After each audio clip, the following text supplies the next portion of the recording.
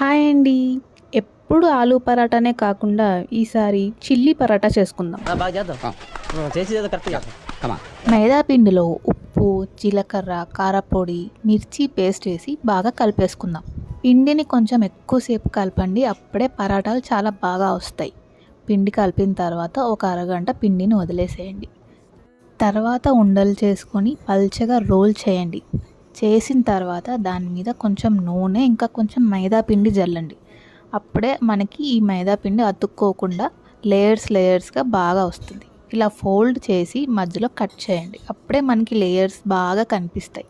Cut చేసిన దాన్ని మళ్ళీ పరాటాలా చేసుకోండి, లేదంటే చేత్తో ఇట్లా ఊరికే ఇలా అనేసినా కానీ బాగానే వస్తాయి. తర్వాత పెనం మీద కాల్ చేసుకుంటే అంతే, పరాటా మనకి రెడీ అయిపోయింది. చూడండి ఎంత ఫ్లేకీగా ఎంత బాగా వచ్చిందో.